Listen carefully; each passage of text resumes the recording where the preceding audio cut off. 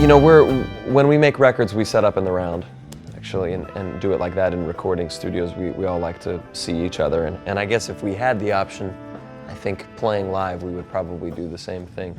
So there's a lot more visual communication happening there, and it feels kind of a more organic environment. So to be able to do that this time around with the 360 context is cool. It's kind of a natural thing for us. It feels good, feels social.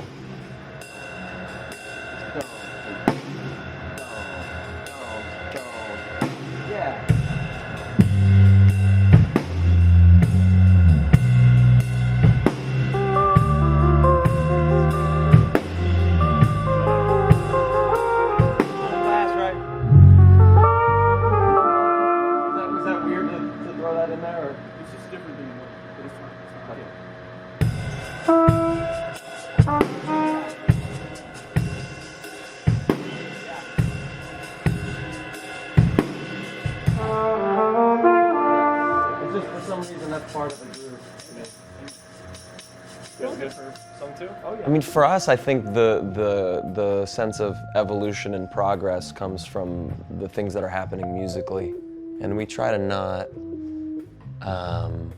do things differently to be different. You know, we try to make sure that all of our kind of technological changes are inspired by something musical, and that they're not arbitrary. So the initial way in which we incorporated video into the band came from these comments that we kept getting at gigs about our live shows being more fun than our studio albums. And so I figured, well, maybe we could make a live record in a studio, you know, and then we could film it and put it online because no one likes or cares about us right now. So maybe if we put something on the internet, then we can like attract some kind of attention. So we brought cameras into the studio, filmed the live recordings with a live audience, and then that worked well for us. But it came from the idea initially, the impetus was a musical one, not a technological one, you know? And I think that's important for us, and live it's a similar thing.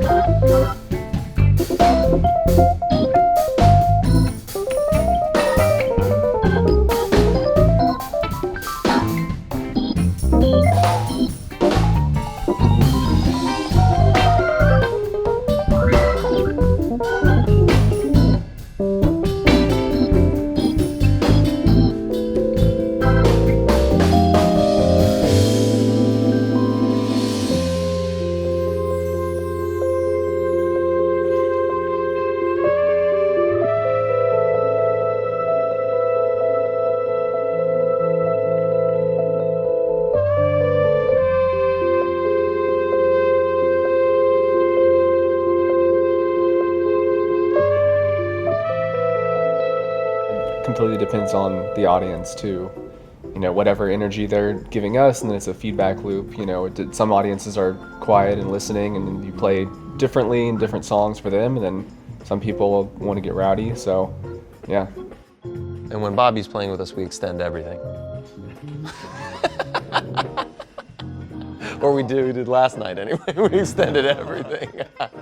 We extended one of the songs just now on accident. You sure did.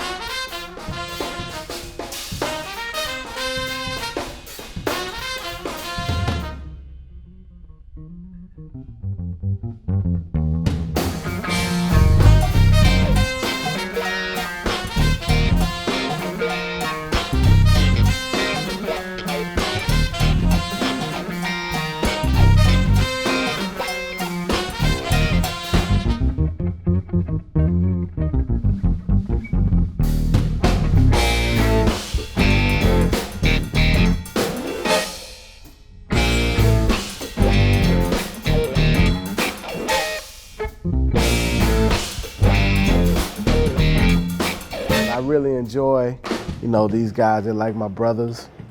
They inspire me. Inspire me in all kind of ways. Basically, how the band got started with, you know, how they used to tour, how, you know, sleeping at the club, sleeping in different places. It really, like, cause you know, I wasn't really used to anything like that, you know, because, you know, I'm playing with different artists and, you know, we're doing this. So I'm like, when we started traveling with them, I'm like, okay, where's the hotel? I'm like, oh yeah, we don't know where we're staying tonight. Like, oh really? No hotel? Well, we brought our sleeping bags. I'm like, oh shit. I'm surprised we had sleeping bags. Yeah, that was like our third tour that we brought them. Oh brought yeah, the sleeping yeah. So bags. I'm like, you know, but for me, it like taught me something like, this is how you really do it.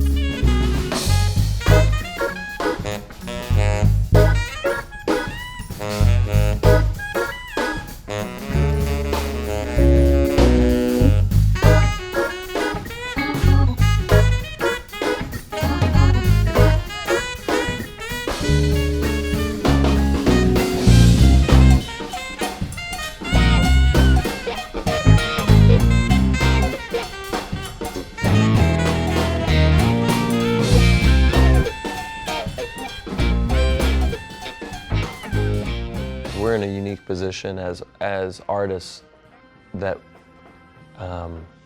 we might be able to reach a kid that their music teacher can't reach. You know, you're much more likely to listen to someone who you already kind of like are a fan of or have respect for, and we're fortunate to have a part of our audience that's like young musicians. And so, you know, I get comments a lot from music teachers from all ages saying, thank you so much for saying that today in that clinic. I've been saying that every day and they never listen to me. Yeah. He's like, so now my students think I'm cool or whatever, you know, which is, it's a good thing. I mean, so for us, it's just like, if we can do anything to kind of help younger generations, then it's kind of I feel like it's more of a responsibility than anything else. And I think the days of just like being a musician and just kind of like living this rock star lifestyle of kind of self-absorption and excess, it's like, it's not so cool anymore, you know? It's like we gotta help people. There's so much weird stuff happening in the world. It's like any kind of light we can even just start to shine, I think is a positive.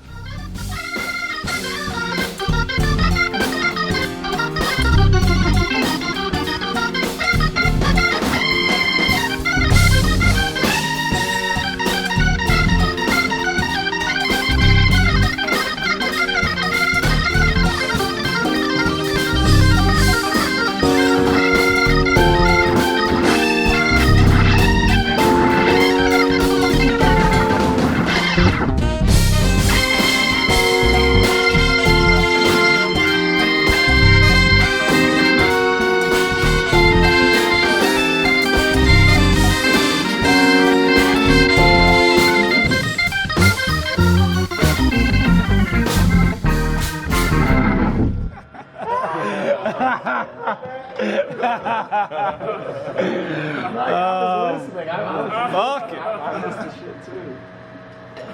In the moment. Yeah.